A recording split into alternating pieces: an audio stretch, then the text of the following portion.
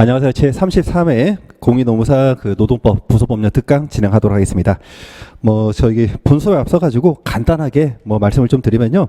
원래 특강이 부소법령 특강이 있고 이제 마무리 특강이 있어야 되는데 일정이 조금 꼬여가지고 마무리 특강을 먼저 하고 그리고 이제 부소법령 특강을 진행을 했거든요. 그래서 제 수업을 들으시는 분들은 일일 핵심 정리 특강만 마무리를 잘 하셔도요. 노동법 때문에 떨어지진 않습니다. 그래서 제가 볼 땐 노원노트 평균 하시면 일일 핵심 정리 특강만 하셔도 제가 볼 때는 한 70점 정도는 커버가 될 거로 보이고요. 거기에 조금 더 플러스 알파를 하시면은 한 80 가까이 맞을 수 있을 것으로 보이는데, 저에게 개인적으로 제 수업 들으시면서 부소법령 특강을 반드시 들어야 되느냐 이런 질문이 좀 간간히 오더라고요. 그래서 미리 말씀을 드리면은 저는 좀 비속어 써서 한 놈만 팹니다. 공부할 때는요, 책 여러 권 볼 거 없어요. 한 놈만 패면 돼. 제가 다시 말하면 핵심소송 노동법만 여러분들이 한 3회독 이상해서 키워드만 다 잡는다. 그럼 객관식 문제에서 풀락 안 하잖아요. 객관식 문제는 언제 푼다? 여러분들이 실전처럼 25문제가 아니라 과목당 40문제로 늘어났기 때문에 시간 배분을 못 하십니다. 그래서 그 시간 배분 때문에 객관식 문제를 푸는 거고요. 다시 한번 강조하지만 제 수업을 많이 들으셨다. 기본 이론만 들으셨으면요. 그것만 반복하셔도 무조건 합격을 하십니다. 노동법은. 자, 다만 우리가 2차 베이스로 가시면서 부소법령을 좀 소홀히 하신 분들, 그런 분들을 이제 대상으로 해서 부소법령 특강이 이루어지고요. 또 하나, 제 수업을 들으셨는데 이 시간에 혼자 공부하기 좀 힘드시다. 공부가 안 된다. 그러면 저랑 같이 빨리 그냥 6강으로 6시간을 해서 부소법령 특강을 이루도록 한다. 그 목표로 달리시면 되고요.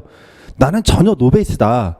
그러시면 사실 제 수업은 얕게 가는 게 아니라 전체 범위를 다 훑거든요. 그래서 그런 분들은 따라가기엔 조금 어려울 수 있다.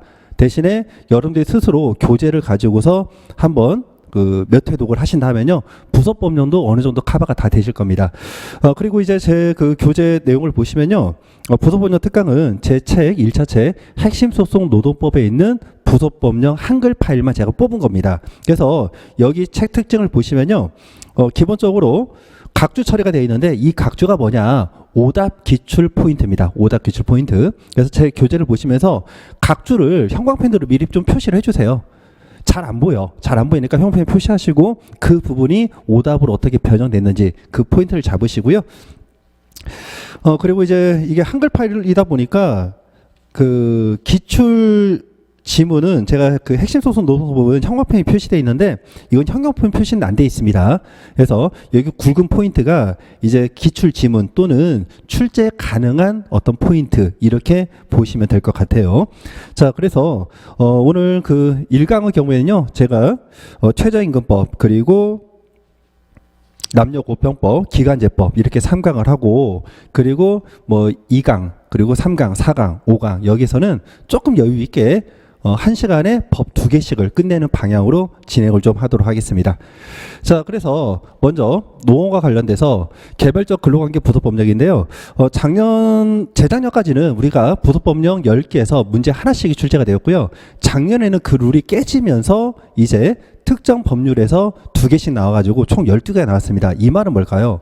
올해 40문제가 나오는데 이걸 비율적으로 한다면 한 17개에서 한 18개가 나올 수밖에 없어요. 비율적으로 가면. 근데 경우에 따라서는 교수님들이 작년처럼 좀 비율을 조금 깨버린다. 최대 20문제까지 나올 수가 있다는 거죠. 그래서 노원 같은 경우에는 부소법령이 차지하는 비중이 굉장히 크다. 자, 다만 우리가 25문제가 40문제로 늘어나는 것만으로도 난이도가 굉장히 높아지는 거거든요. 그래서 여러분들이 틀리라고 일부러 막 정말 꼬아서 또는 지엽적인 문제, 듣보잡 지문 이런 것들을 많이 낼 가능성은 제가 볼 때는 좀 적습니다. 그래서 부소법령도 오늘 수업은 기출지문 위주로 그리고 최근에 개정된 법 내용 위주로 그렇게 정리를 좀 하도록 하겠습니다. 자, 그리고요. 여러분들 법조문을 보실 때 여러분들이 단순하게 합니다. 객관식 지문에서. 그래서 요거 오답으로 나올 때 이렇게 보지 마시고요. 모든 법은 우리가 체계가 있습니다. 그래서 모든 법은 일단 미시적으로 접근하는 게 아니라 거시적으로 이런 법이 이런 목적에 의해서 이러이러한 것들을 규정을 하고 있구나. 이 흐름을 잡고요. 그리고 나서 그 흐름에 맞춰서 개별적인 우리가 미시적인 지문을 보는 겁니다. 그래서 최저임금법을 먼저 구조를 보시면요. 여러분들 최저임금법의 입법 목적이 뭘까요?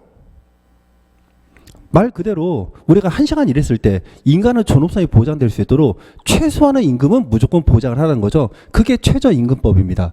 그러면 자, 첫 번째는 뭘까요? 우리가 모든 사람들에게 다 최저임금 이상 지급하나요? 1시간 일하는 노동 강도가 다 똑같을까요? 그렇진 않다라는 거죠. 그리고 사업장마다 이게 모든 법이 다 들어가야 될까요? 그건 아니라는 겁니다. 그래서 보시면은 원칙적으로 최저임금법은 모든 사업장에 적용되는데 적용되지 않는 경우가 있습니다. 그래서 근로기준법과 마찬가지로 우리가 혈연관계에 있는 거.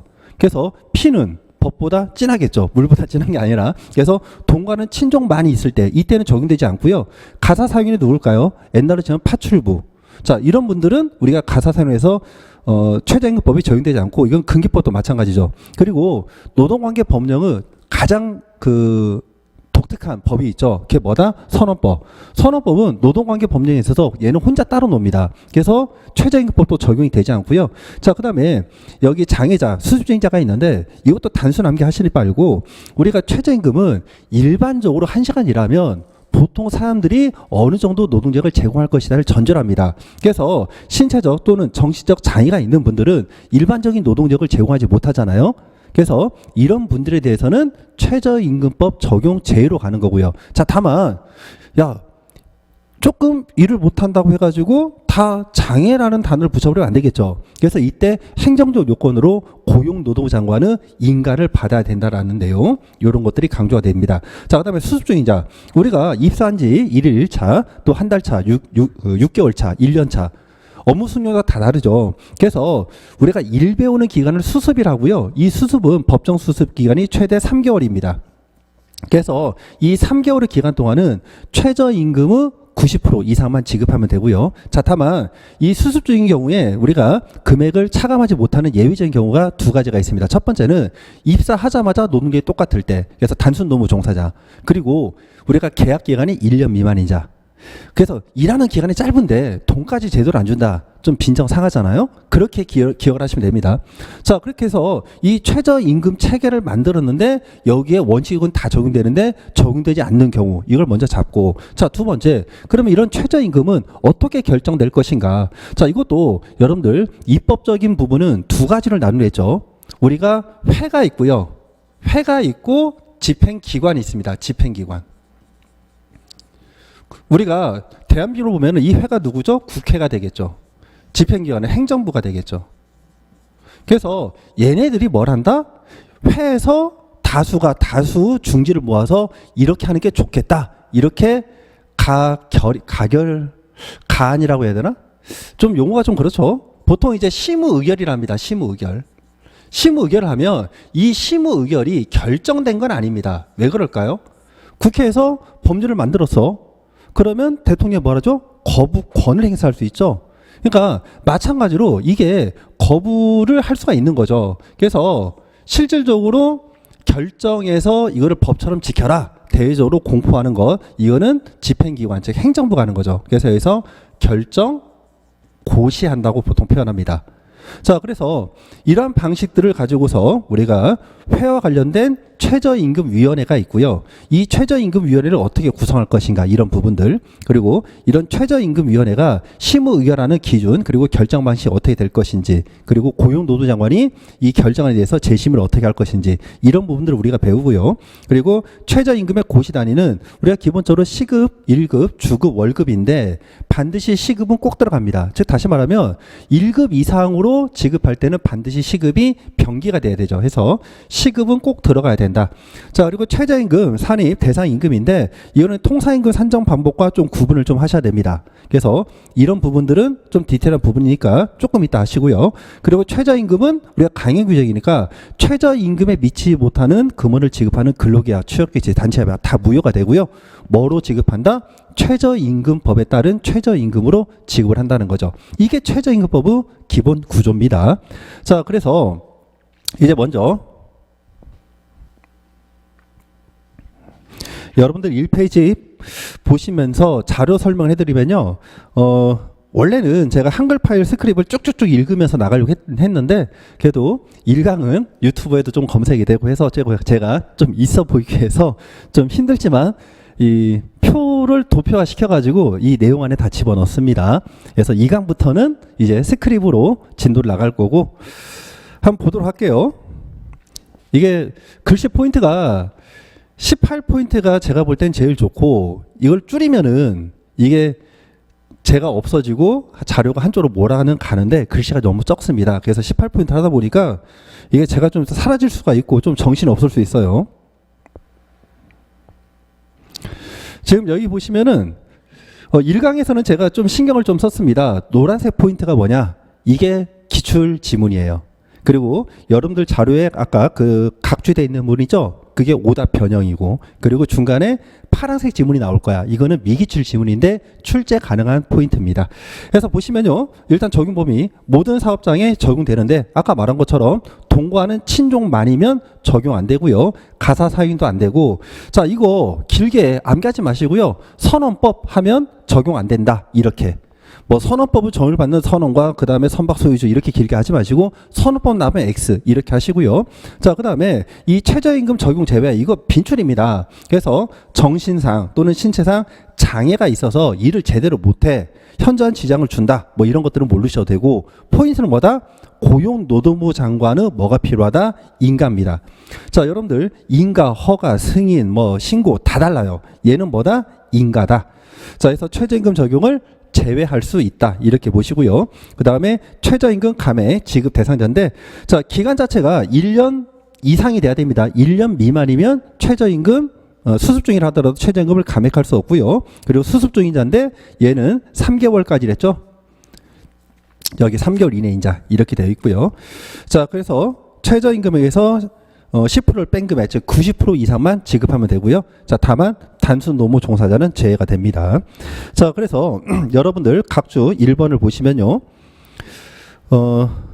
신체적 정신적 장애가 있는 자는 당연히 최저임금 적용을 제외할 수 있다. 그럼 OX, X죠. 행정적 요건으로 고용노무 장관의 인가가 필요합니다. 자 그다음에 그 각주가 잘 안 보이니까 여러분들 눈 크게 뜨시고 잘 따라오세요. 자 그다음에 각주 2번을 보시면요. 1년 미만의 기간을 정하여서 근로계획을 체결하고 수습 중인 자 그러면 적용된다 안 된다? 안 된다. 1년 이상이다. 자 그리고 수습기간은 몇 개월? 3개월 이내죠. 그래서 6개월 이내다 하면 틀립니다.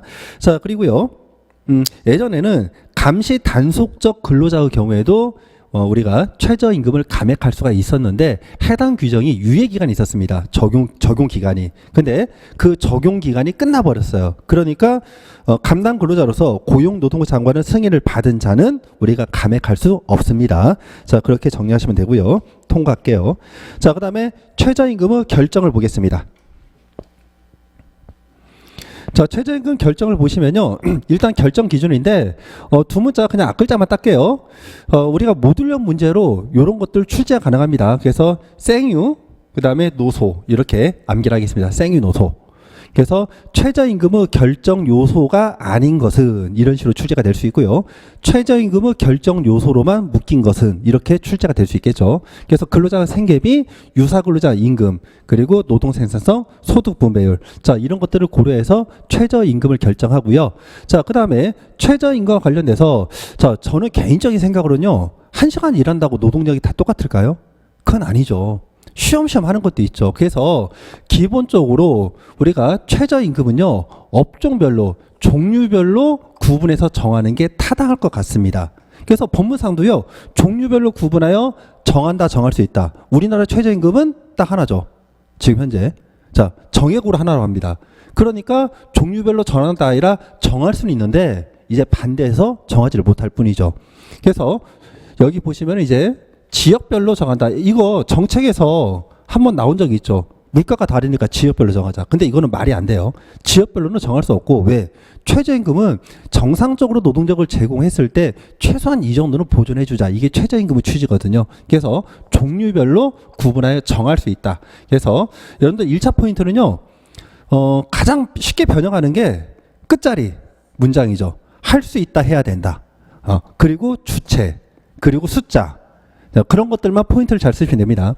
자, 그 다음에 우리가 최저임금과 관련해가지고요, 물가조사 같은 걸 해야 될 거잖아요. 그래서 국가기관, 이와 관련된 고용노동부 장관이 이제 책임을 지는 거죠. 그래서 고용노동부 장관이 근로자 생계비, 임금 실세 등을 어떻게 몇 년마다 매년입니다. 왜? 최저임금은 매년 바뀌죠. 그러니까 매년 조사할 수 있다? 아니죠. 조사 안 하면 어떻게 할 거야? 그죠? 최저임금은 매년 우리가 바뀌니까 얘는 의무적으로 조사를 해야 됩니다. 할 수 있다 해버리면 안 해버리면 그만이니까. 자, 이렇게 결정되면 돼요. 자, 그래서 각주 6번을 보시면요, 지역별로 구분하여 정할 수 있다. 그러면 땡입니다. 종류별로 우리가 할 수가 있고요. 자, 그 다음에 정해야 된다. 그러면 역시 땡이에요. 지금 최저임금은 우리가 정액제 하나밖에 없죠. 자, 그 다음에 결정 방식으로 가겠습니다. 결정 방식은 좀 길죠. 아까 말한 것처럼 우리가 제도가 회와 그리고 기관으로 둘로 나눠졌다 생각하시면 돼요. 자, 먼저 회를 두는데 이름이 뭐다? 최저임금위원회죠. 자, 최저임금위원회는 어디 산하다? 대통령 산하가 아니고요, 고용노동부 산하입니다. 자, 그래서 먼저 고용노동부 장관이 최저임금위원회에 심의를 요청하는 거죠. 심의 의결을 먼저 하니까. 그래서 위원회가 심의 의결하여 최저임금안에 대해서 언제까지? 매년 8월 5일까지. 이것도 시험 문제 빈출해요. 8월 5일까지 최저임금을 결정해야 된다. 자, 그리고 최저임금이 만일에 결정이 돼서 이때 결정은 누가 하는 거죠? 최저임금위원회가 하는 게 아니라 고용노동부 장관이 결정하는 겁니다. 이렇게 결정하면 지체 없이 그 내용을 고시한다. 그래서 결정 고시는 누구다? 최저임금위원회가 아니라 고용노동부 장관이 합니다. 자, 여기까지는 빈출이고요. 그 다음에 재심의 그 절차는 미기출이에요. 그래서 저 같으면 재심의 절차를 한번 낼 것 같아. 최저임금위원회는요, 고용노동부 장관으로부터 최저임금에 관한 심의 요청을 받아요. 그러면 이거를 심의하여 최저임금안을 의결하고 언제까지? 심의 요청을 받은 날로부터 90일 이내에 고용노동장관에게 이를 제출해야 됩니다. 90일. 자, 그리고 고용노동장관은요, 최저임금위원회가 심의하여 제출한 심의안에 따라 최저임금을 결정하기가 어렵다고 인정되는 경우. 자, 이건 뭐죠? 직권으로 재심의 요청을 하는 거예요. 그리고 두 번째는요, 이해관계 당사자가 재심의 요청을 하는 겁니다. 그래서 고시된 최저임금안에 대해서 근로자를 대표하는 자 또는 사용자를 대표하는 자가 고시된 날로부터 몇 일 이내, 10일 이내에 이의를 제기하는 경우. 그러니까 이때 재심의를 할 수 있는 경우는 두 개입니다. 고용노무 장관이 야, 이건 좀 문제가 있다. 직권으로 재심의 요청할 수 있고요. 이해관계인의 이의 제기했을 때, 즉 다시 말해 신청인 거죠. 이때 20일 이내에서 그 이유를 밝혀 위원회에 10일 이상의 기간을 정해서 재심의를 요청한다가 아니라 요청할 수 있다. 됐죠? 재심의와 관련돼서는 이 최종 결정 고시할 수 있는 권한이 있는 자가 결정권을 가지고 있어요. 그래서 이거는 재량사항입니다. 자, 고용노동장관은 최저임금위원회가 자, 재심에서 의결 정도수는요, 우리가 보통 재심 의결 정도수는 특별 의결 정도수입니다. 일반론이 그래요. 그래서 재적 과반 출석에 출석 얼마? 3분의 2 찬성입니다. 특별 의결 정도수. 자, 그래서 재의결한 경우에는 이때는 이제 빼박이죠. 이때는 어떻게? 그냥 결정해야 돼요. 자, 그래서 이 부분은 이제 미기출 영역인데 제가 출제위원이면 한 번쯤 낼 것 같아요. 한 번도 이거 출제 안 됐거든요. 그래서 재심의 절차 기억을 좀 해주시고요. 자, 그 다음 보시면은 최저임금위원회 구성입니다. 결정 방식 관련돼서 우리 기출 지문 한번 볼게요. 각주 8번 보시면은 자, 우리가 최저임금위원회 소속이 어디다? 상급기관이 대통령이 아니고요, 고용노동부입니다. 대통령 직속기관 아니고요. 자, 그리고 심의 요청을 하는 거는 자, 고용노동부 장관이 심의 요청을 하는 거죠. 그래서 최저임금위원회가 직권으로 뭐 심의한다 이게 아니고 고용노동부 장관이 먼저 심의 요청을 합니다. 자, 그리고 그 기간이요, 자, 8월 5일까지 우리가 결정을 하는 거죠. 그래서 그 전년도 12월 31일까지 결정한다. 그럼 땡이에요. 8월 5일. 제가 이제 수험 생활할 때는요, 8월 5일을 이걸 8월 15일 이렇게 했어요. 8월 15일. 그럼 왠지 광복절 하니까 연상이 되잖아. 네, 설마 이거를 8월 15일하고 X 이렇게 내진 않을 거야. 그렇죠? 뭐 분기별로 해서 뭐 3월 31일, 뭐 12월 31일 이런 식으로 바꾸겠지. 그래서 저 같은 경우에는 그래, 최저임금 받으니까 이제 어떤 경제적인 궁핍에서 벗어난다. 그래서 8월 15일에서 8월 5일 이런 식으로 저는 암기했던 기억이 있습니다. 갑자기 떠올랐어. 자, 그다음에 최저임금위원회입니다. 자, 최저임금위원회도요. 이제 가끔 출제가 되는데, 자 보시면 근로자를 우리가 노동자라 하죠. 노사공입니다. 노사공. 정부 아니에요. 정부위원 없고요. 공익대표위원입니다.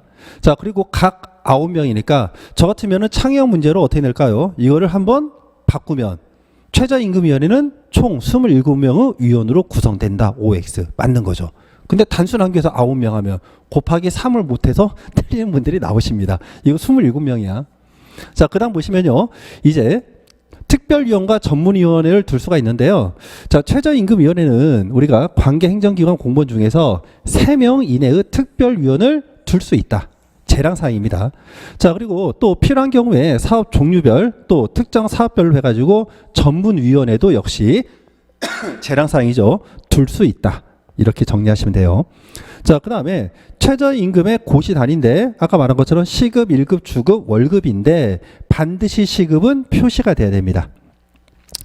자, 그래서 각주 11번 보시면은 최저임금위원회는 노사공 3자 구성인데 정부 대표위원이 포함된다 하면 땡입니다. 공익대표위원. 자, 넘어가시고요. 자, 3페이지 보시면은 최저임금 고시 단위인데 자, 시급, 1급, 주급, 월급으로 가는데 연봉제와 관련해서 우리가 연 단위로도 할 수 있다. 그러면 틀리는 거죠. 자, 그 다음에 최저임금의 산입 대상임금입니다. 자, 일단 최저임금의 산입 대상은요. 여러분들 그 1차 하셔도 통상임금을 배우셨을 거예요. 통상임금과 좀 비교를 하면 자, 일단 기본적으로 소정근로에 대한 대가로 지급되는 건 동일합니다. 자, 그리고요. 정기적으로 지급되는 것도 맞는데 차이가 있는 건 뭐냐? 매월 1회 이상. 이게 차이가 있는 거죠. 자, 우리가 통상임금 판단할 때는요. 1임금 지급기를 초과해서 지급되는 금원, 즉 매월 우리가 1개월 지급 주기를 1개월이 초과되어서 지급되는 것. 2개월마다 지급한다.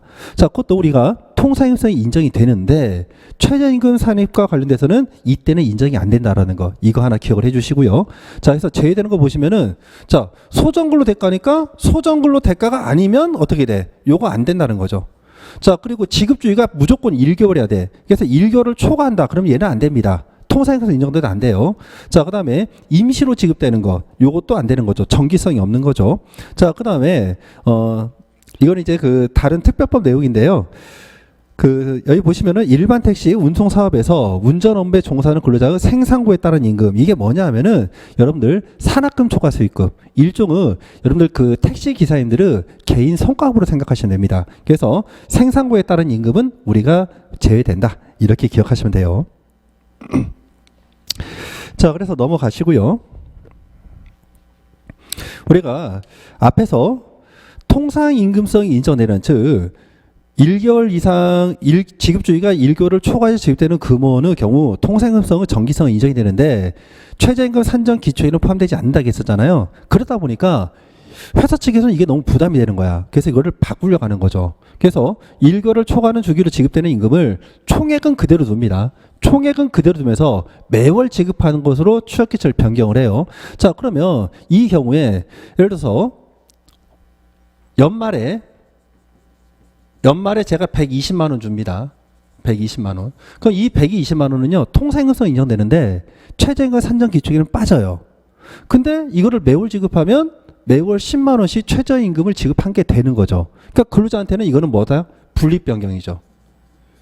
분립 변경인데 근로자들이 이거를 허락을 안 해줄 거야. 동의를 안 해줘요. 그러니까 이걸 입법적으로 해결하는 거죠. 그래서 여기 보시면 여기 써놨네. 분기별 30만 원씩 지급하는 거를 매월 10만 원씩 지급한다. 취약계층 분립 변경인데 자, 우리가 근로자 측이 이걸 동의를 안 해주니까 어떻게 한다? 의견 청취로 입법적으로 해결합니다. 이것도 역시 미기출이에요. 미기출은 언제든지 출제가 된다는 거죠. 꼭 기억을 해주시기 바랍니다. 자, 넘어가시고요. 자, 그 다음에 최저임금 효력입니다. 자, 최저임금 효력인데 최저임금은 강행 규정이죠. 그래서 자, 무조건 최저임금 이상을 지급해야 되는데 사용자가 야, 최저임금, 내가 지금까지 최저임금보다 더 많이 줬네? 그러니까 최저임금으로 나 감봉할게. 이건 안 되는 거죠. 왜? 우리가 근로임법 일반론으로 봤을 때 뭐가 되는 거죠? 자, 우리가 상위법보다 유리한 하위법 효력을 인정하죠. 그러니까 만일에 최저임금 이상을 지급했다. 그럼 그 인정을 하는 거지. 최저임금법 이후로 종전의 임금 수준을 낮춰서는 안 된다는 거죠. 자, 그다음에 최저임금액에 미치는 못하는 금액을 정한 부분은 무효가 되고요. 이때 무효는 우리가 그 한정된 부분으로 무효가 됩니다. 그래서 이 무효가 전부 무효가 아니에요. 전부 무효가 아니다. 이렇게 보시면 되고, 자, 무효로 된 부분은 최저임금과 동일한 임금을 지급하여야 한 것으로 본다. 자, 그 다음에 요것도 한 번씩 나오는데 문맥이 좀 어렵습니다. 도급으로 사업을 행하는 경우에 도급인이 책임져야 할 사유로 수급인이 근로자에게 최저임금에 미치지 못하는 임금을 지급한 경우, 이때 수급인이 이제 수급인 소속 근로자에게 최저임금법 위반이지만 도급인도 같이 연대해서 책임을 지라는 거죠. 연대 책임을 진다. 넘어가시고요. 자, 그다음에 사용자의 주지 의무인데, 자, 이거 작년 기출입니다. 작년 기출. 시행령이 있는 거 냈고, 나름 이거 부르타란 부르타죠. 그래서 사용자는 최저임금에 관한 내용을 우리가 지켜야 되니까 주지 의무가 있어요. 그래서 쉽게 볼 수 있는 장소에 게시하거나 근로자에게 널리 알려야 되는데, 이때 알려야 하는 사항 중에 해당되지 않는 것은, 그래서 네 가지가 나오는데, 자, 일단 이런 최저임금법 적용을 받고 있는 근로자의 최저임금액, 그리고 여기에 최저임금에 산입되지 아니한 임금, 그리고 최저임금 적용을 제외할 근로자가 누구인지 범위, 그리고 최저임금 후 효력 발생일이 언제부터 언제까지인지. 자, 언제까지는 아니겠다. 보통 이제 최저임금 효력 발생일은 당연연도죠, 보통. 그래서 이 네 가지를 우리가 적어야 된다. 그래서 요게 이제 모듈형 문제로 출제된 바가 있죠. 기억을 해주시고요. 자, 그 다음에 도급 근로자의 임금 보장인데요. 자, 사용자는 도급이나 그 밖에 이에 준하는 제도로 사용하는 근로자에게 근로시간에 따른 일정액 이상의 그 임금을 보장해야 된다. 이 말은 뭐냐면요, 우리가 최저임금을 보장해야 되는데 실질적으로 일을 맡길 때 우리 회사에서 8시간 일을 시킨 게 아니라 8시간에 해당되는 일을 맡기면서 도급 금액을 4시간치만 주면 안 된다는 거죠. 그래서 도급 계약 형식을 취할 때 이 도급에 관련된 일을 완성하는데 총 들어가는 시간당의 최저임금액 이상을 보장하는 도급 금액을 지급하라는 겁니다. 자, 그래서 요거는 이제 통과를 할게요. 자, 그 다음 보시면요, 남녀고평법입니다. 그래서 최저임금법은요, 이게 전부예요. 최저임금법에서 나왔는데 틀렸다 그러시면 그분은 좀 심각하게 고민을 하셔야 돼. 아셨죠? 이런 거 틀리면은 공인노무사 시험 모독죄에 해당합니다. 이런 거 틀리면 안 돼. 자, 그다음 보시면 이제 남녀고평법인데요. 자, 남녀고평법도 어려운 게 없어요. 자, 이런 거 만일에 틀리면은 여러분들이 진짜 성의 없이 공부한 거야. 아니면은 너무너무 이제 시간이 없었던 거죠. 남녀고평법은 크게 네 가지로 구분됩니다. 이름 자체가 남녀고용 평등, 일, 가정, 양립지원이죠. 그러니까 제일 중요한 건 뭐예요? 남녀고용 평등이니까 회사에서 채용할 때 또는 일을 하고 있는 그 과정의 근로조건이나 복지에 있어서 성별에 따른 차별을 금지하라. 이게 첫 번째 꼭지겠죠. 그러면서 두 번째는 고용 환경과 관련해서 여성분들에 대해서 성희롱을 하지 말아라. 근데 남성들이 그러는 거지. 성희롱 그럼 남자가 여자만 하는 거니? 그러니까 어떻게? 여자분들도 남자분들 성희롱 하면 안 된다는 거죠. 네, 그 빈도는 이제 별로 없겠지만. 그래서 이게 남녀고용 평등과 관련 내용이고요. 그 다음에 일가정 양립지원인데, 자, 여성의 경우에는 우리가 출산하고요. 그 다음에 육아까지 해야 되는 거죠. 그래서 집과 가정과 일자리를 우리가 병행하기가 어렵다는 거야. 그래서 그런 것들을 병행할 수 있도록 제도적으로 여성을 보호하자는 거죠. 이거는 역차별이 아니다. 이거는 차별 자체가 아니에요. 그래서 먼저 보시면 일가정, 이거는 육아를 위한 거예요. 육아. 이 모성은요, 모성은 출산과 관련된 거고요. 구분이 되는 거죠. 그래서 모성보호 관련돼서 우리가 출산 전후 휴가, 자, 이런 지원들을 할 수 있다. 이거는 그냥 찌라시니까 보시고, 자, 이거는 이제 남자들이 좋은 거지. 배우자 출산 휴가. 그래서 과거에는 5일 이내의 범위에서 3일 이상의 유급휴가를 부여해야 된다. 이거 있었는데 지금은 모든 그 전기간 10일이 유급입니다. 10일이 유급인데 이거 딴 데다 쓰면 안 돼요. 배우자 출산휴가는 자, 남자분만 갖고 있는데 이거는 자기 와이프 돌보라는 휴가입니다. 딴 데 쓰면 안 돼. 자, 그다음에 이제 난임치료인데 난임치료 같은 경우에는 우리가 연 3일을 쓸 수 있고요. 최초 1일은 유급 처리됩니다. 그래서 요즘에 이제 그 결혼 시기도 좀 늦어지고 그다음에 먹고 살기 힘들어가지고 출산도 잘 안 하고 하다 보니까 이제 이 난임치료에 대한 제도가 이제 입법화된 거죠. 자, 그리고 여기까지는 이제 모성보고요. 그 다음에 가정 양립지원입니다. 이건 뭐냐? 이제 아기를 낳았어. 그러면 애를 키워야 되잖아. 그래서 애를 키우기 위해서 일단 휴직을 할 수 있어요. 자, 그리고 휴직까지는 아닌데 내가 근무 시간을 좀 단축하겠다는 거죠. 그래서 어린이집 맡기고 어린이집 내가 갔다 오고 그 시간을 좀 확보하고 싶다는 거야. 그게 뭐죠? 육아기 근로시간 단축제도입니다. 그래서 이거 두 개에서 빈번하게 시험 문제가 많이 나오고요. 자, 그 다음에 가족돌봄 휴직제도. 즉 우리 집에는 육아 말고 이제 노부모가 있을 수도 있고요. 자, 그 다음에 기타 몸이 아프신 뭐 배우자도 있을 수 있고. 그래서 이런 가족을 돌보기 위한 휴직제도가 있고요. 그리고 이 가족돌봄 휴직은 90일까지 쓸 수 있는데 한 번 쓸 때 30일을 써야 돼요. 한 번 쓸 때. 자, 그러다 보니까 기간이 너무 길어. 그래서 가족돌봄 휴직에 포함되는 제도로서 가족돌봄 휴가 제도를 별도로 두고 있습니다. 그래서 가족돌봄 휴가는 조금 이따 나오지만 원칙이 10일인데 이 10일을 썼다. 그럼 가족돌봄 휴직 기간이 80일로 줄어드는 거죠. 자, 이런 얼개가 남녀고평법의 큰 흐름입니다. 이해가 되셨죠? 그래서 이런 부분들도요, 틀릴 게 없어. 자, 그래서 본문 내용을 보시면은 자, 먼저 남녀 고용 평등입니다. 그럼 여러분들 남녀 차별 대우 판례 문장인데요. 이거 틀릴까요? 자, 틀릴 만한 거 딱 하나 있어. 합리적 이유입니다. 합리적. 정당한 이유 아니에요. 아직까지 기출된 바는 없어. 근데 만일에 정당한 이유 쓰면요. 너무나도 당연한 거니까 휙 지나갈 거라고. 정당한 이유가 아니라 합리적 이유입니다. 그래서 합리적 이유 없이 남성 또는 여성이란 이유만으로 부당하게 차별하는 것을 금지하는 것. 차별적 대우니까 차별하는 것을 의미하는 거죠. 자, 그러면 차별 유형을 보시는데 여러분들 요거 두 개 보시면 돼요. 직접 차별, 간접 차별. 직접 차별은 뭐냐? 자, 법률에 금지된 차별 사유가 뭐죠? 여기서는 성별이죠. 즉 성별을 직접적인 이유로 해서 다른 근로자에 비해서 불리한 처우를 하는 것이죠. 그래서 채용하는데 여성 사원 제외, 남성만 뽑는다는 거죠. 그럼 여성은 처음부터 채용 기회가 박탈되는 거죠. 자, 그리고 두 번째는요, 간접 차별. 자, 이건 뭐냐? 특정 성에 해당되는 조건을 강화시키는 거죠. 그래서 채용 조건과 근로 조건은 동일하게 적용이 되는데 그 조건을 성취할 수 있는 특정 성이 다른 성에 비해서 현저히 적거나 현저히 많은 경우죠. 이해가 됐죠? 예를 들어서 제가 키 180 이상, 몸무게 80kg 이상.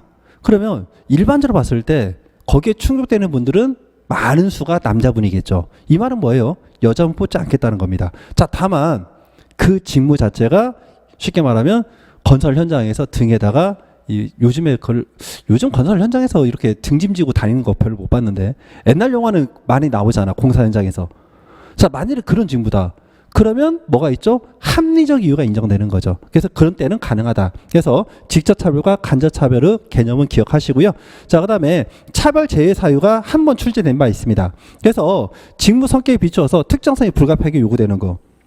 뭐 가장 간단하게 우리가 사우나 남탕 여탕 매점에 남탕인데 여자분이 근무하세요? 말도 안 되는 거죠. 그런 것처럼 특정성이 불가피하게 요구되는 경우가 있겠죠.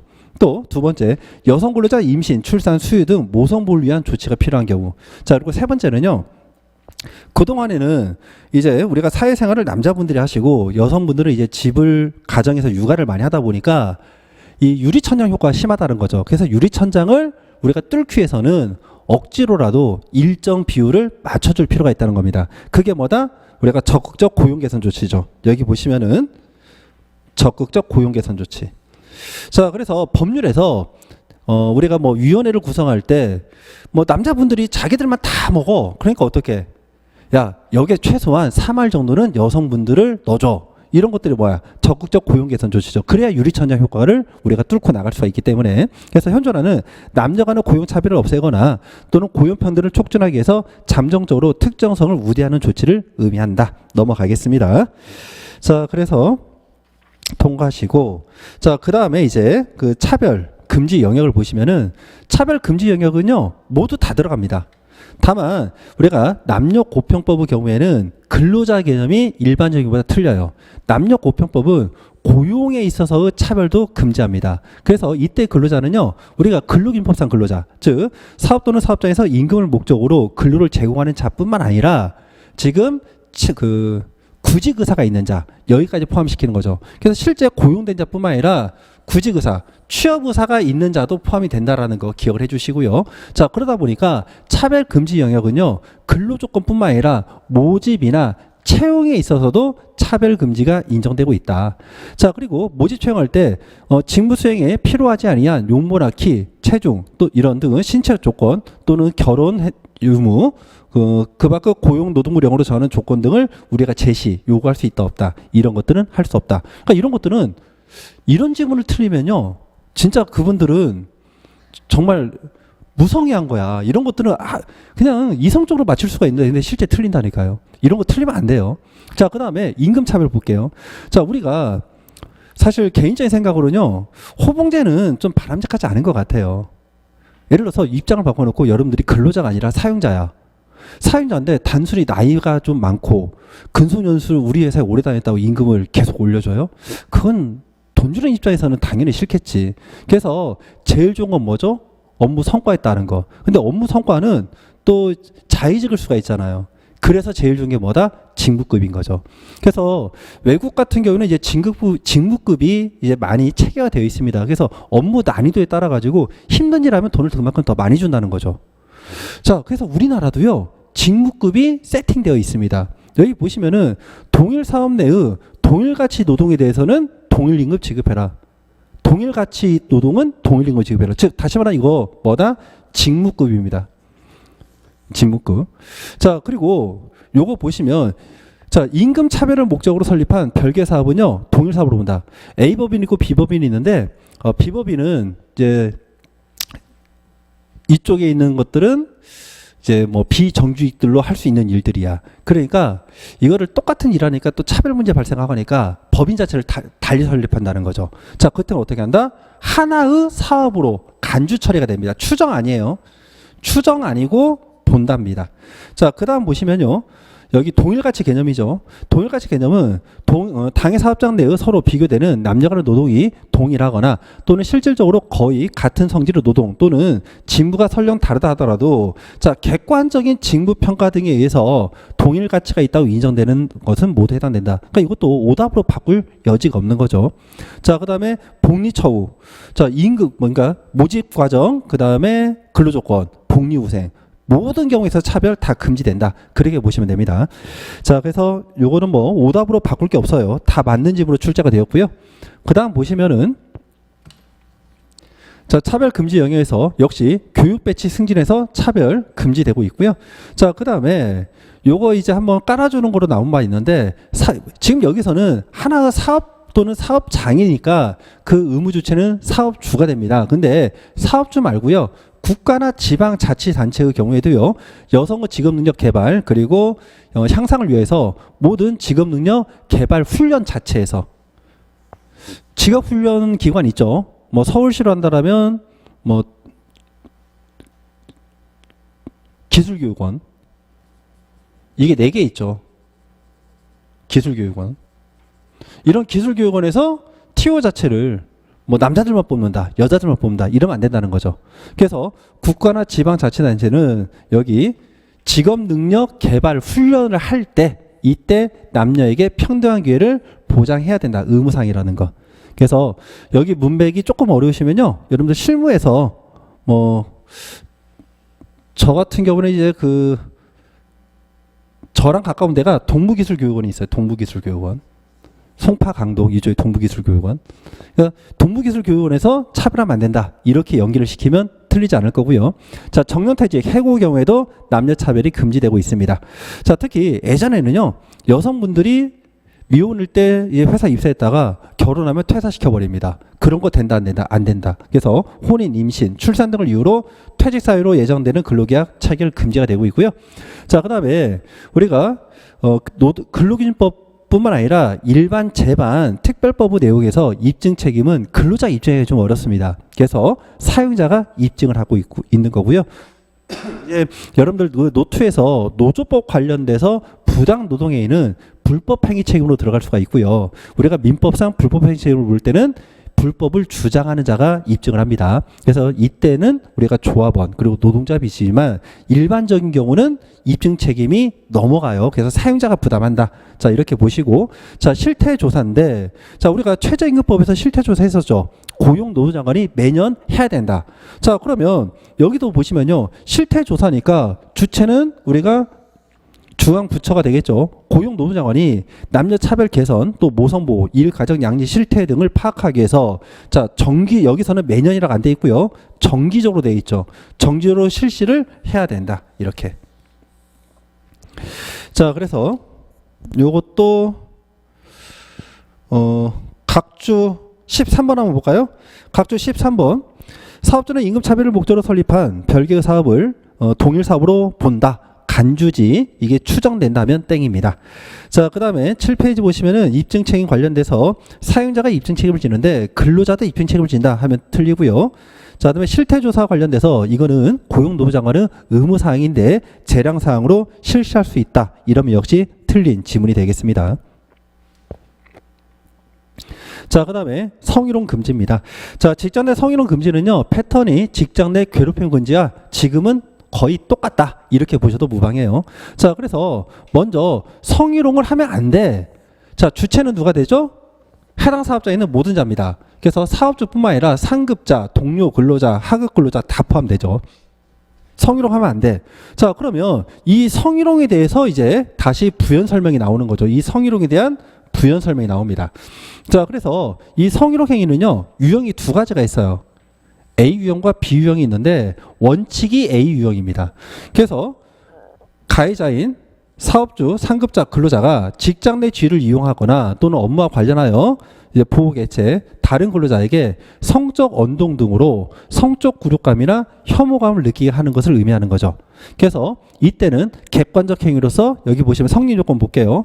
자, 객관적 행위로서 성적 굴욕감이나 혐오감을 느끼게 할 수 있는 객관적인 성적 언동이 있어야 되는데, 여기 법무상을 보시면은 이거는 조문이고 이건 판례인데, 법무상을 보시면은 주관적 의사가 없어요. 그래서 판례는 어떻게 하느냐, 야, 행위자가 야, 나는 이 사람을 성희롱하려는 의사가 없었어, 그냥 나 책임 없어, 이렇게 얘기를 하니까 그렇지 않다. 행위자의 성적 동기나 의도는 필요치 않다. 객관적인 성적 언동만 있으면 된다. 자, 그 다음에 세 번째가 뭐죠? 여기 있는 거 피해 법익이 있어야 되죠. 그래서 상대방의 성적 굴욕감, 혐오감을 느낀 행위가 있어야 됩니다. 이게 일반적인 성희롱 성립 요건이야. 자, 그런데 피해 근로자가요, 너무 대범해서 성적 굴욕감을 안 느끼고 가해자를 이제 소위 말하면 좀 비속어 좀 쓸게요, 이런 거 하면 안 되니까. 자, 이렇게 하면서 웃고 맙니다. 자, 그러니까 어떻게, 이렇게 들으면 이제 오히려 뭐 이런 거죠. 뭐 똥 끼고 성질 낸다고? 방귀 끼고 성질 낸다고? 그럼 어떻게 하는 거야? 너 감히 나한테 그렇게 해? 그래서 어떻게? 너 그러면 소위 엿먹어 봐라, 이런 거죠. 그래서 근로조건이나 고용관계에서 불이익을 줘버리는 거죠. 좌천시킨다거나 업무량 폭증한다거나 이런 것들이 뭐다? 성희롱이라는 거죠. 그러니까 괴롭힘도 마찬가지예요. 그러니까 우리가 일반적인 감성을 본다라면 이런 게 성희롱이야? 그럴 수 있는데, 성적 수치심을 느끼지 않으니까 소위 말하면 너 엿먹어봐라, 이렇게 고용 환경을 악화시키는 것, 이것도 성희롱 개념에 넓게 포섭시키고 있다. 자, 이것도 직장 내 괴롭힘에서 출제된 바가 있습니다. 자, 그 다음에 입증 책임 누가 진다? 사용자가 진다는 거죠.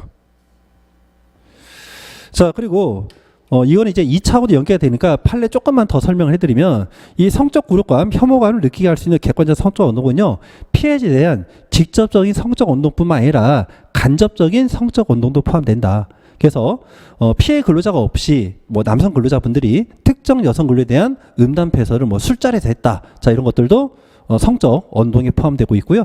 자, 그 다음에 직장 내의 지위를 이용하거나 업무와 관련한, 이거는 우리가 포괄적인 업무 관련성을 의미합니다. 그래서 업무 수행에 편성하거나 또는 권한을 남용하거나 업무 수행에 빙자하는 경우에도 포괄적인 업무 수행성을 인정하고 있다. 자, 이렇게 기억하시면 되고요. 통과할게요. 자, 그 다음 보시면은 이제 법 조문들인데 직장 내 괴롭힘이랑 이거는 거의가 아니라 그냥 같다 이렇게 보시면 됩니다. 그래서 성희롱이 발생했어. 그때 이제 어떻게 회사 측에서 대응하는지를 보는 거예요. 괴롭힘도 마찬가지입니다. 일단 신고해요. 자, 여러분들 괴롭힘이나 또는 성희롱 사실을 알았어. 이거 내가 정의를 실현하겠어. 신고할까요? 신고해야 돼? 안 하면은 뭐 누가 뭐라고 해요? 그죠? 요거 기출이에요. 신고할 수 있다. 해야 된다. 그러면 어떻게 돼요? 요거 아니에요. 할 수 있다. 근데 이거 틀립니다. 네, 신고해야 된다. 네, 맞는 지문 같아. 아니에요. 할 수 있다. 그리고 누구든지죠. 됐죠? 자, 그 다음에 자 이제 회사 측에서 대응하는 방법이 있어요. 대응은 누군가가 신고를 했어. 두 번째, 신고가 없지만 회사가 스스로 알게 됐어. 이 알게 됐다를 뭐라고 하죠? 인지라고 합니다. 그래서 신고 또는 인지를 한 경우에는 지체 없이 자 이때는요 조사를 실시할 수 있을까요? 아니죠. 이때는 무조건 해야 되는 거죠. 가해 행위 여부를 확실하게 알아야 됩니다. 무조건 해야 됩니다. 자, 그리고요 사업주는요 직장 내 성희롱과 관련하여 피해를 입은 근로자 또는 피해를 입었다고 주장하는 근로자가 조사 과정에서 성적 수침을 느끼지 않도록 보호 조치를 해야 된다는 거죠. 심리 상담도 좀 해주고. 자, 그 다음 넘어가시면 피해 근로자 보호 관련된 내용인데 요게 굉장히 자주 나옵니다. 근데 이걸 단순하게 하시면요 여러분들이 좀 많이 틀려. 그래서 이거를 구분해야 돼요. 자, 어떤 사실관계가 있다고 해서 이게 객관적 사실인가요? 아니면 당사자 일방적 주장인가요? 일단은 일방적 주장이죠. 자, 그렇기 때문에 단계를 둘로 나눕니다. 그래서 일단 신고, 인지해가지고 조사하는 과정하고 조사했을 때 나온 결과 이유하고 둘로 나누는 거죠. 그래서 먼저 조사 기간이죠. 조사 기간에 만일에 이게 실제 성희롱이 발생한 거라면 피해자가 굉장히 힘들겠죠. 그래서 이때 피해자 보호 조치를 합니다. 그래서 보시면은 이때 피해자를 보호하는데 보호하기 위해서 근무 장소를 변경하거나 유급휴가 명령을 하거나 휴식을 주거나 이러한 조치를 반드시 해야 돼요. 해야 되는데 여기에 단서가 있죠. 피해 근로자 의사에 반하면 안 됩니다. 자, 그럼 이거 선순위가 어떻게 될까요? 일단 기본적으로 야 성희롱이 발생했어? 내가 너 보호해 줄게. 이렇게 나가는데 근로자가 아 저 괜찮습니다 하면요. 그 의사에 반해서 보호 조치를 일부러 할 필요는 없다는 거죠. 이해가 됐죠? 자, 문맥을 잘 봐야 돼요. 얘는 무조건 해야 되는 거예요. 자, 그리고 여기서 끊습니다. 두 번째, 조사를 했더니요. 성희롱 발생 사실이 확인됐어요. 그럼 성희롱 발생이 확인되면 뭐부터 할까요? 가해자에 대해서 먼저 제재를 해야겠죠. 그래서 발생 사실이 확인되면 지체 없이 이런 가해자에 대해서 징계, 근무장소 변경 등 필요한 조치를 해야 되겠죠. 그렇죠? 그럼 가해자가 있고 행위자가 있는데 가해자를 먼저 없앴어. 그럼 행위자 혼자 남죠. 그러면 이 행위자에 대해서 이제 어떻게 할까요? 보호 조치를 할 수 있는 거죠. 왜? 가해자가 이미 없으니까. 지금 여기서는 가해자가 있잖아요. 가해자가 있으니까 먼저 선제적으로 보호 조치를 하되 그게 의사에 반하면 안 돼. 근데 지금 후자는요. 후자는 가해자를 이미 없앴어. 없앴으니까 어떻게 한다? 자, 피해 근로자가 요청하면 적절한 조치를 해야 된다죠. 요청 안 하면 안 해도 되고. 그러니까 흐름이 있는 거예요. 다시 됐죠? 이거 섞어놓으면요. 제가 볼 때는 10명 중에 한 8명 틀릴 거야. 왜? 비슷하잖아요. 그래서 조사 과정에서는 선제적으로 왜냐하면 이게 진짜인지 아닌지 몰라. 그러니까 일단은 약자 보유해서 피해 근로자들을 보호하되 그 의사에 반하면 할 필요 없어. 자, 근데 사실이 확정돼. 그때는 가해자를 먼저 제재하죠. 가해자를 제재하니까 피해자가 이제 혼자 남는 거죠. 그러니까 원칙적으로 놔둬도 돼. 근데 피해 근로자가 또다시 나 휴식 좀 줘라. 정신적 요양이 필요하다. 그러면 그런 조치를 취해주면 되는 거죠. 자, 그리고 나서 이 경우에 제재할 때 또 있죠. 제재할 때 눈 가리고 앙호합니다. 그러면 안 되죠. 그래서 이거 어떻게 피해 근로자의 의견을 들어야 돼요. 물론 이 의견 청취가 구속력은 없지만 최소한 이 정도는 하라는 겁니다. 자, 그리고 2차 제재 그 절대적 금지입니다. 그래서 신고한 근로자나 피해 근로에 대해서 불리한 처벌을 하면요. 요거 가중처벌 됩니다. 이거 하면 안 된다. 이렇게 보시고. 자, 그 다음에 각주 기출 좀 볼게요. 자, 각주 16번 한번 보겠습니다. 잠깐만, 이거는 넘어가고 17번. 17번 보시면 성희롱 발생 시 피해 근로자 보호인데, 자, 성희롱 발생 사실이 확인된 때에는 지체 없이 성희롱 그 행위를 한 자에 대해서 징계 등 필요한 조치를 할 수 있다? 아니죠. 선택사항이라 이건 무조건 의무사항입니다. 자, 넘어가시고요. 자, 그 다음에 비밀 유지 의무입니다. 자, 직장 내 성희롱 발생 사실을 조사한 사람 또는 조사 내용을 보고받은 사람 또는 그 밖의 조사 과정에서 조사 과정을 참여한 사람. 자, 당연히 이러한 어떤 다른 사람이 성적 수침을 느낄 수 있는 그 사실을 그 사람의 의사에 반하여서 다른 사람에게 누설한다? 이건 간접적인 어떤 전파 가능성이 있는 거죠. 그럼 이것도 간접적인 성적 운동에 해당할 수가 있는 거예요. 그러니까 하면 안 돼. 근데 공적인 목적이 있는 경우, 그래서 사업주에게 보고해요. 또는 실제 성희롱이 발생했는지 이거를 심사하는 기관이 있겠죠. 그 관계기관에게 우리가 정보를 제공하는 거, 이거는 가능하겠죠. 그러니까 이런 것들은 상식이에요. 그러니까 이런 걸 틀린다, 역시 안 되겠죠. 자, 그 다음에 이제 회사에서 고객 응대 근로자로 확정됩니다. 백화점. 그래서 백화점에서 진상을 좀 많이 하는 분들이 계시죠. 그래서 그 피해 근로자가 이제 성적으로 수침을 느꼈어. 그럼 그 피해자 근로자를 보호해야 된다는 겁니다. 그래서 주로 이제 감정 노동 근로자인데 고객 등 업무와 밀접한 관련된 사람이 업무 수행 과정에서 성적인 언도 등을 통해서 성적 굴욕감을 느끼게 해서 고충 해소를 요청합니다. 보호 조치를 해야 하는 거죠. 그래서 근무 장소 변경, 배치 전환, 유급 휴가 명령 등 적절한 조치를 취해야 된다. 해야 됩니다. 의무사항. 자, 그리고 이렇게 나를 좀 보호해달라 이렇게 요청했더니 너 왜 이렇게 사람 피곤하게 하니? 그러면서 불이익 조치를 취한다. 이거 인정 안 됩니다. 자, 넘어가시고요. 자, 그 다음에 실효성 확보 방안입니다. 자, 실효성 확보 방안 보시면요, 요것도 제가 볼 때는 이제 많이 빈출이 될 거. 아이고, 큰일 날 뻔했네. 요것도 많이 빈출이 될 겁니다. 내용이 별로 어렵진 않으니까 기억을 하세요. 자, 가장 일반론적인 게 뭐예요? 500만 원 벌금 아니고 과태료입니다. 괴롭힘도 마찬가지예요. 500만 원 과태료가 제일 많아. 자, 근데 가중처벌되는 게 있어요. 삼상클럽. 노동관계법령에서 삼상이면요 거의 최고치다 생각하시면 돼. 언제냐? 2차 불이익 처벌했을 때. 너 왜 이렇게나 시끄럽고 피곤하게 구니? 너 좀 조용히 좀 못해? 그러면서 제재할 때. 그때 이제 뭐 3년 이하 징역 3천만 원 이하 벌금에 처합니다. 자, 그리고요 1,000만 원짜리가 있어. 1,000만 원짜리 뭐냐? 사업주가 성희롱한 경우. 근데 사업주는 우리가 법인의 경우에는 사업주가 법인 지위 자체가 성희롱이 안 되겠죠. 그럼 이건 뭐야? 개인 사업주가 이제 성희롱한 경우죠. 자, 이때는 1,000만 원 이하의 과태료에 처한다. 자, 그리고요 만일에 사업주가 관리감독을 소홀히 해서 직장 내에서 성희롱이 발생했어. 그럼 성희롱을 한 가해자는 우리가 민법 750자는 불법행위 책임을 부담하고요. 피해 근로자가 회사에게 책임을 물을 수가 있죠. 두 가지. 첫 번째는 안전배려 의무 위반으로 한 손해배상 청구뿐만 아니라 민법 756조에 따른 사행자 책임을 물을 수가 있다. 자, 이렇게 정리하시면 되겠습니다.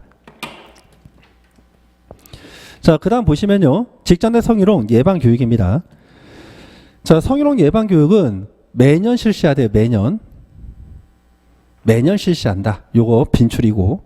자, 그리고 성희롱 예방 교육을 받을 자는요 회사 내에 있는 근로자뿐만 아니라 사업주도 포함됩니다. 사업주, 사업 경영 담당자도 다 포함되고 있고요.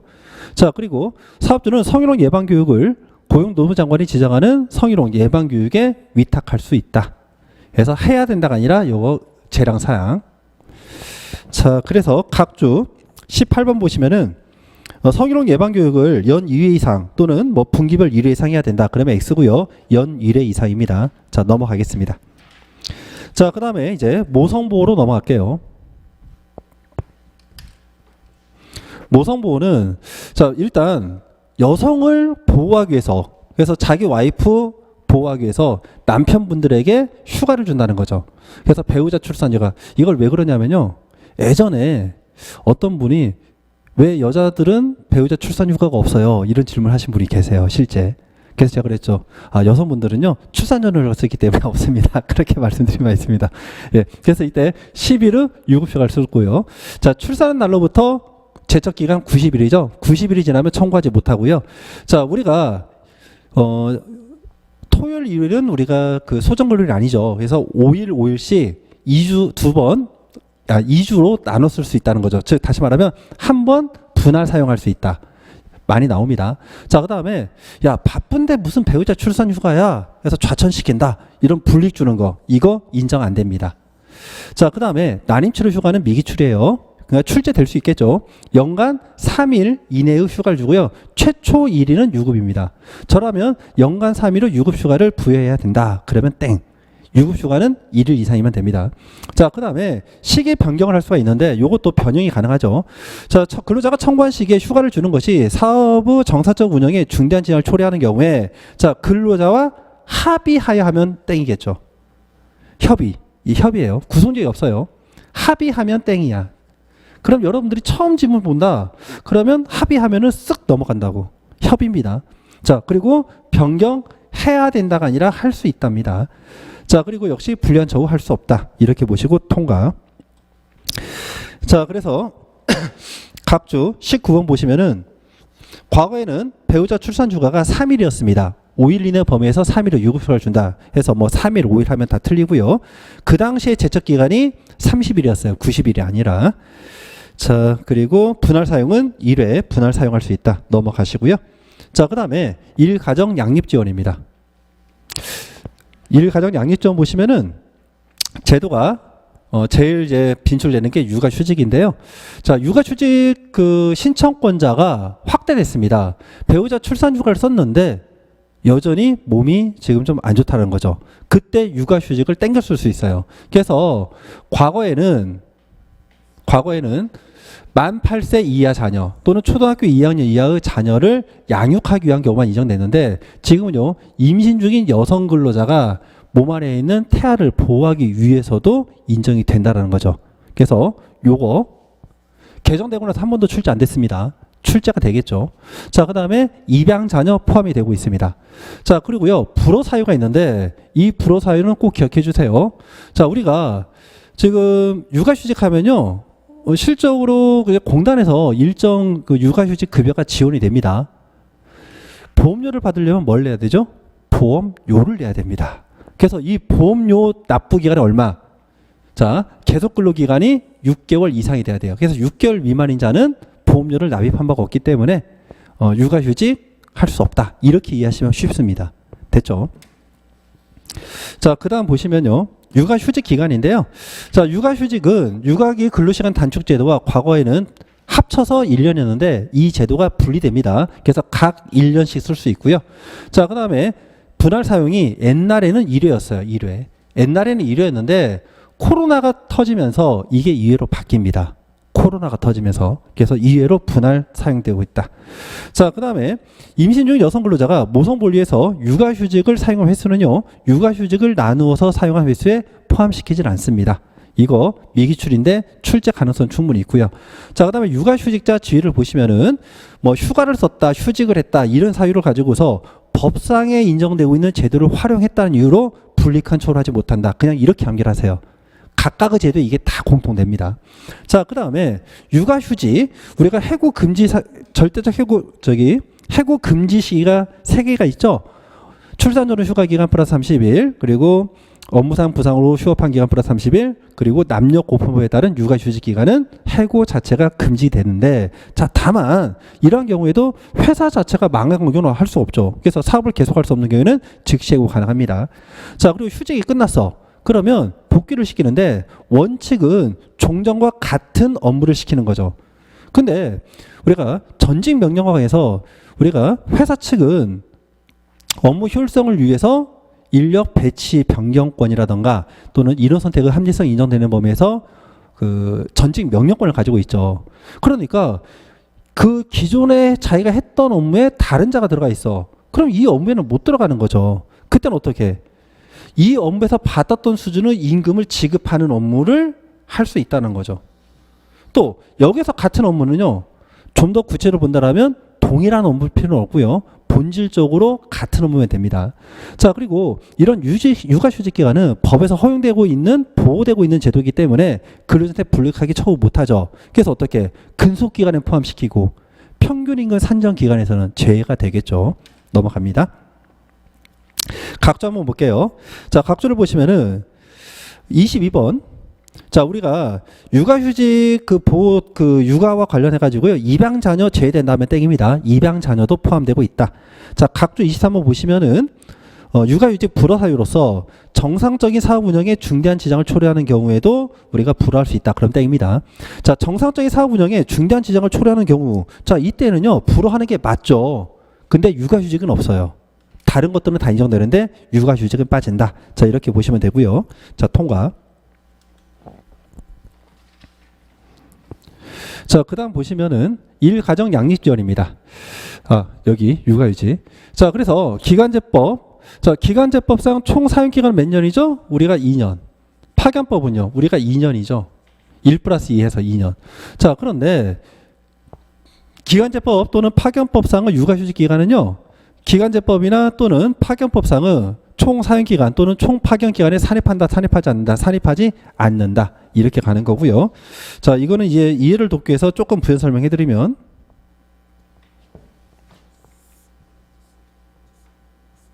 자, 1년 1년입니다. 1년 1년. 자, 그런데 요때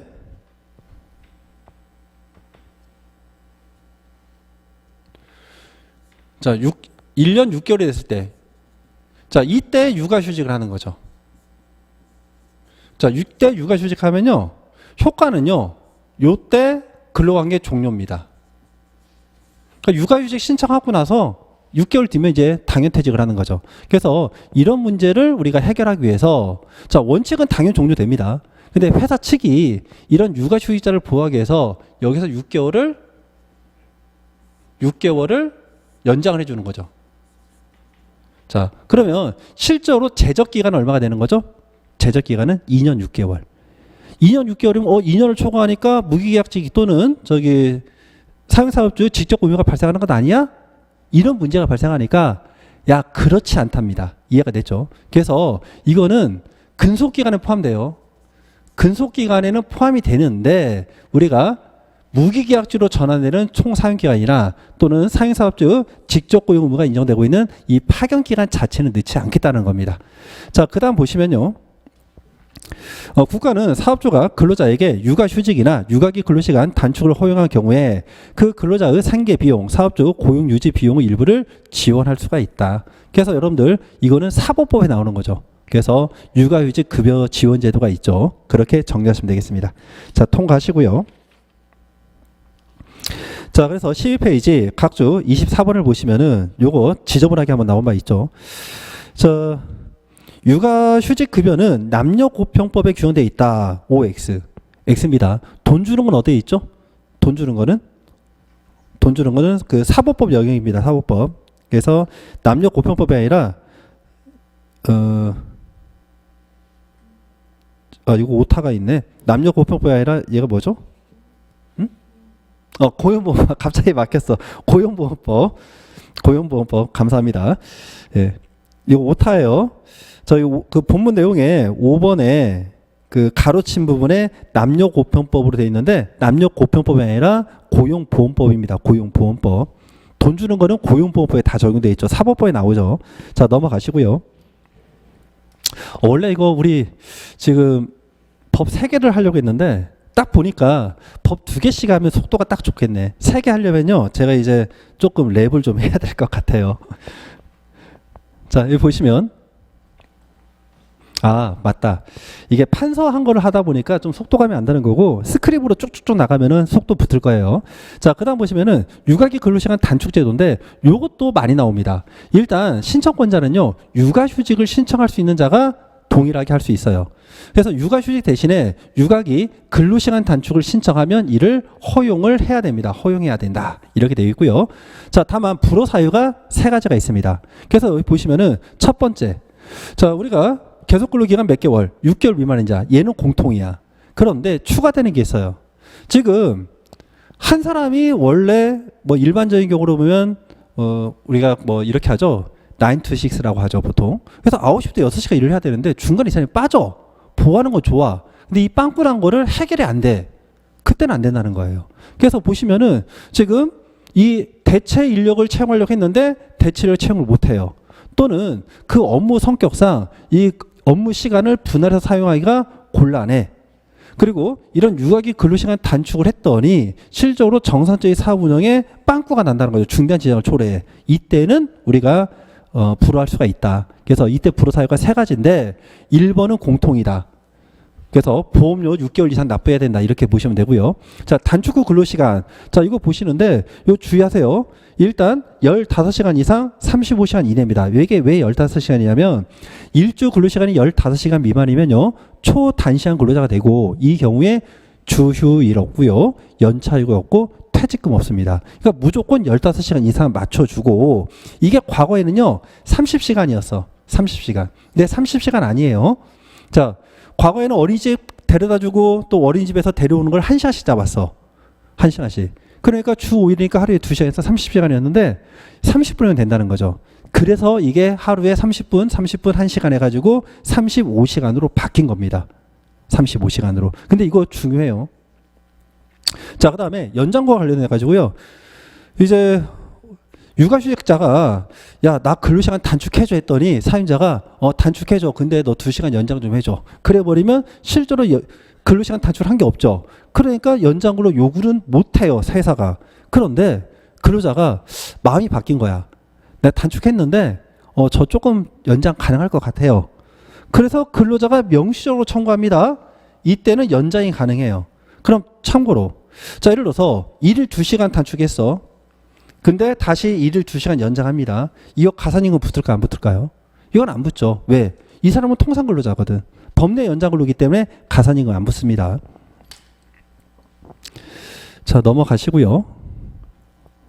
자, 그 다음에 육아기 근로시간 단축기간인데 별도 1년 동안 우리가 행사할 수 있고요. 자, 육아휴직 기간 중에 사용하지 않고 남은 기간이 있다. 그럼 그 기간 가산하고요. 분할 사용하는데 1회 분할 3개월입니다. 저라면은 이렇게 하면 문제됩니다. 사례형으로 해가지고 뭐 갑은 육아휴직을 사용하지 않고 있다. 육아기 근로시간을 몇 회 분할 사용할 수 있는가? 뭐 이렇게. 그럼 몇 번 할 수 있어요? 우리가 1년이면 1년만 남았다. 몇 회 하죠? 3번. 그죠? 자, 만일에 2년을 다 쓴다 하면요. 그러면 첫 번째 1년에서 3, 6, 9, 12 이렇게 되겠죠. 그럼 4번 붙겠죠. 그럼 총 몇 번? 7번 되겠죠. 계산 맞죠? 그래서 이런 문제는요. 창의형 문제를 낸다라면 몇 회 분할 사용할 수 있을 것인가? 이렇게 돼요. 그래서 최대치가 제한이 되는 거죠. 그래서 육아기 근로시간 단축은 분할 사용하는 최대 한도 제한이 없다. 그럼 OX, X죠. 왜? 한 번 할 때 3개월 이상이니까. 그래서 이런 식의 문제를 내는 게 사실은 좋은 문제죠. 뭔가 사고할 수 있는 문제. 자, 그 다음 보시면은 육아기 근로시간 단축을 사용하는 자의 주의인데 이건 똑같습니다. 자, 우리가 불리한 처우하지 못하고요. 자, 그 다음에 이런 기간이 끝나고 나면 종전했던 일과 같은 업무 또는 같은 수준 임금을 지급하는 직무에 복귀를 시켜야 되고요. 불리한 처우를 할 수 없으니까 우리가 근속기간에 포함시키되 평균의 산정 기간에서는 제외가 된다. 이렇게 정리를 하시면 되겠습니다. 자, 그래서 각주 25번 한번 볼게요. 자, 육아기 근로시간 단축 후 근로시간은 15시간 이상 30시간을 넘어서는 안 된다. 그럼 땡이에요. 35시간이고요. 자, 그리고 각주 26번 보시면은 육아기 근로시간 단축 기간은요. 평균의 산정 기간에 포함이 된다? 아니죠. 이 기간은 근로자한테 불리하게 처할 수 없으니까 제외가 됩니다. 넘어가시고. 자, 그 다음에 요거는 이제 최지 판례가 나오고 거기에 관련된 법조문이기 때문에 제가 하나 넣어놨습니다. 육아기 근로자에 대한 사업주 육아 지원 제도가 있습니다. 지원 제도. 자, 지원 제도인데 이거를 법적으로 무조건 육아 지원해라 하면 사업주가 이거 감당할까요? 못하겠죠. 그러니까 어떻게 노력해야 된답니다. 그러니까 이걸 단순하게 하지 마시고요. 법은 상식이니까 여러분들이 일반적으로 평균적인 마인드에서 이걸 어떻게 만들 것인가를 고민하시면 찍어도 그 맞출 확률이 높아져. 그래서 육아지원은 야 이걸 해야 된다면 이걸 회사가 어떻게 운영합니까? 그러니까 어떻게 노력을 해라. 최소한 노력 좀 해라. 자 그러면 대상은 똑같아요. 만 8세 이하 그리고 초등학교 2학년 이하 자녀를 양육하는 근로자 육아를 지원하기 위한 거고 자 가장 대표적으로 근무시간 조정입니다. 그래서 보시면은 업무 시작과 종료 시간 조절하는 거, 연장 근로 제한하는 거, 그리고 이제 근로 시간을 단축한다거나 또는 탄력적 근로 시간 조정, 자 이런 것들 이해가 됐죠? 그래서 그냥 러프하게 본다라면 근무 시간 자체를 좀 조정을 지원해줘라, 자 그런 거고요. 자 그다음에 판례에 따를 때 이런 사행자 측의 배려 의무를 인정하고 있습니다. 그래서 애 키우는 거는 부모들 혼자서 못 키운다는 거죠. 여기 보시면 자녀 양육에 대한 부담으로 발생하는 근무상 어려움을 육아기 근로자 개인이 전적으로 감당하기는 어렵다. 그래서 어떻게 한다? 사업주도 이러한 육아기 근로자의 일 가정 양립을 지원하기 위한 뭐를 한다? 배려 의무를 부담한다. 그래서 판례에 따라 가지고 배려 의무는 근로계약상 파생되는 신의칙상 의무입니다. 그래서 이거는 법상 의무라 보시면 돼요. 그래서 배려 의무를 지금은 인정을 하고 있다. 강화가 되고 있는 거죠. 자 넘어가시고요. 자 그다음에 가족 돌봄 휴직입니다. 자 가족 돌봄 휴직은 우리가 대상이요 과거에는 2대였어. 그래서 과거에는 부모, 배우자 그리고 자녀, 배우자, 부모 여기까지였는데 대상이 확대됐죠. 어디까지? 조부모와 손자녀까지 확대가 됩니다. 자 그리고 질병, 사고, 노령으로 인하여 그 가족을 돌보기 위한 가족 돌봄 휴직을 신청했을 때 이를 허용해야 되고요. 저라면 모듈형 문제를 이렇게 되죠. 다음 중 가족 돌봄 휴직을 하기 위한 가족의 돌봄 대상이 되는 가족 범위에 포함되지 않는 것은 뭐 이런 식으로 조부모 포함이 된다. 손자녀 포함된다. 요거 개정되고 미기출입니다. 자 그리고 예외가 있죠. 자 예외가 있는데 자 먼저 대체인력 채용이 불가능한 경우 정상적 사업 운영에 중대한 지장을 초래하는 경우 자 그리고요 본인 외에도 조부모의 직계 비속 그리고 손자녀의 직계 비속이 있는 경우 제가 퀴즈 하나 낼까요? 여기는 왜 계속 근로기간 6개월 미만자가 빠졌을까요? 여기 6개월 미만자도 있다. 여기 안에 있어요. 안에 예, 보험료 안 내면 다 빠집니다. 예, 여기 안에 들어가 있어요. 이렇게 하고 있고 그래서 여기서는 본인 외에 다른 돌볼 수 있는 자가 있다. 그러면 그 사람이 돌보면 되는 거죠. 자 그리고 가족 돌봄 휴직 최장기간 90일 근데 분할 사용해. 근데 한 번 분할 때 30일이야. 그럼 몇 회 분할 가능하죠? 사고형 문제 2회 분할. 출제 딱 됐는데 2회 분할이라는 거 법무상이 없는데요. 그러시면 난감합니다. 예, 30일 이상이니까 한 번 30일 하면 2회 분할이죠. 자, 그 다음에 가족돌봄 휴직자 대우인데 역시 마찬가지로 불리한 처우 금지되고 있고요. 그 다음에 공통입니다.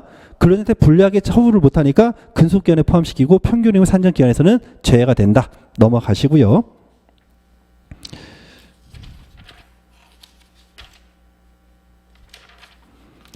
자, 그래서 14페이지 각주 27번을 보시면은 육아 가족 돌봄 휴직 기간은 최장 60일이다 하면 땡입니다. 90일입니다. 자, 그다음 보시면은 가족 돌봄 휴가 제도입니다. 자, 의를 보시면은 근로자가 가족의 질병, 사고, 노령, 자녀 양육을 위하여 긴급하게 그 가족을 돌보기 위한 휴가를 신청했을 때 허용을 해줘야 되고요. 자, 다만 이제 가족 돌봄 휴가는 휴직 제도의 일환이라고 봤었죠.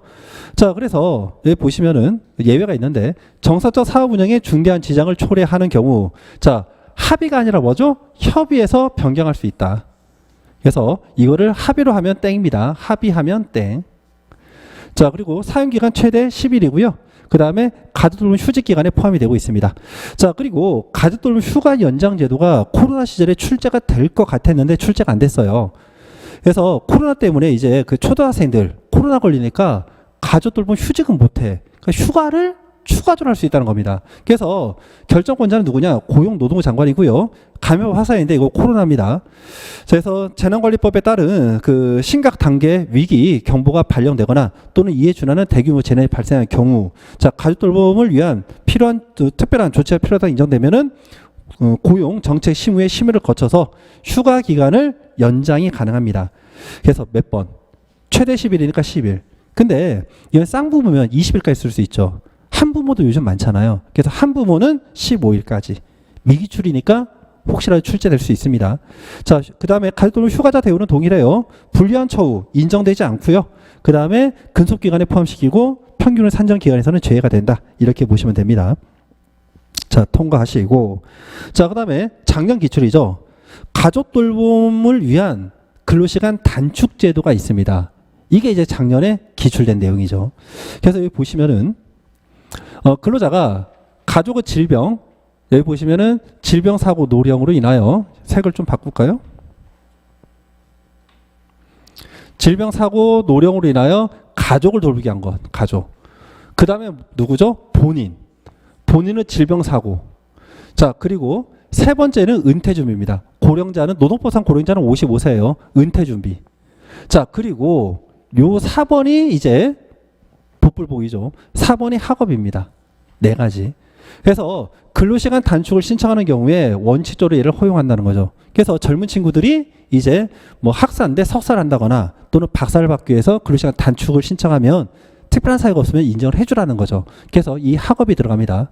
그래서 은퇴, 그러니까 질병인데 본인 말고 가족도 포함되고 있고요. 학업 은퇴도 들어간다. 다만 예외로서 대체인력 채용이 불가능하거나 정사적 사업 운영에 중대한 지장을 초래하는 경우, 자, 이때 인정 안 되고요. 자, 그 다음에 여기 보시면은 근로시간 단축을 허용하지 않는 경우 해당 근로자에게 그 사유를 알려주라는 거죠. 그래서 서면으로 통보하고요. 자, 그 다음에 휴직을 사용하게 하거나 또는 그 밖의 조치를 통해서 지원할 수 있는지를 해당 근로자와 합의한다? 아니죠. 협의입니다. 자, 그리고 여기 근로자에 되잖아요. 이걸 뭐 근로자 대표, 이거 작년 기출이죠. 근로자 대표. 그러니까 이런 여러분들이 조금만 이해를 하시면 뭐 이런 거라는데 왜 근로자 대표랑 협의를 할까요? 그렇죠? 근로자 본인과 협의를 해야 된다. 자, 그 다음에 함정이 있어요. 저도 이거 작년에 솔직히 양심선언하면 실수했습니다. 물론 답을 찾는 데는 어려움이 없었어. 보시면요. 단축 근로시간 조정이 주당 15시간 이상 30시간 이내예요. 우리 앞에서 뭐였지? 35시간. 예. 그러니까 원칙은 우리가 30시간인데 이제 어린이집이 좀 많아지다 보니까 애를 맡기고 오는데 1시간에서 30분을 준 것뿐입니다. 이해가 됐죠? 그래서 원칙은 이게 30시간인 거예요. 이해가 됐죠? 그 다음에 똑같아요. 연장근로 요구하지 못하지만 근로자 명시적 청구했을 때는 12시간까지 가능하다. 자, 이렇게 처리가 됩니다. 자, 그래서 각주 28번 보시면은 가족돌봄을 위한 근로시간 단축과 관련돼서 해당 근로자와 협의하는 것이지 근로자 대표와 협의하는 거 아니고요. 합의 아니다. 자, 그 다음에 연장이 있는데 뒤쪽에 있구나. 1교시가 너무 길어지는데 빨리 끝낼게요. 너무 여유를 부리는 것 같아. 자, 근로시간 단축과 관련해 가지고 자, 1년까지 하는 거고요. 그 다음에 2년 범위 내에서 연장이 가능해요. 2년. 이렇게 보세요. 1년 플러스 2년. 이거는 뭘까요? 이렇게 그냥 최종 3년이잖아요. 그냥 박사학위 이렇게 생각하시면 돼요. 그냥. 아니다. 박사학위 하면 안 되겠다. 죄송해요. 순간적으로 들이쳤는데 안 돼. 왜? 여기에 학업이 없거든. 예, 학업이 없어. 학업이 없으니까 박사 주면 안 돼요. 자, 그래서 2년 범위에서 연장이 가능한데 사유 자체가 질병, 그래서 본인 질병, 가족 질병. 자, 그리고 은퇴까지 들어가는데 학업이 빠져요. 그래서 작년에 오답 나온 게 이제 학업이 들어가서 오답이 됐고요. 자, 그 다음에 근로시간 단축을 사용하는 자의 지위인데 우리가 근로조건, 그래서 근로시간 단축 후 근로시간을 포함한 근로조건은요 서면으로 정합니다. 자, 그리고 단축을 이유로 불이익한 처하지 못하고요. 그리고 해당 기간이 끝나면 단축전과 같은 업무 또는 같은 수준 임금을 지급하는 업무에 복귀시키고요. 그 다음에 불리한 처우 금지니까 계속 근속 기간에 포함시키고 평균을 산정해서는 제외가 된다. 자, 이렇게 정리하시면 됩니다. 자, 그래서 각주 29번 보시면은 근로시간 가족 돌봄을 위한 근로시간 단축제도 연장 불어 사유, 그러니까 연장이 가능한 사유가 아닌 것 중에 뭐가 있다? 학업이 빠진다. 자, 이렇게 해서 원래 이제 1교시 때 기간제포까지 하려고 했는데 제가 조금 여유를 부리다가 그건 못했고 두 번째 시간에 이제 기간제포부터 나오도록 하겠습니다.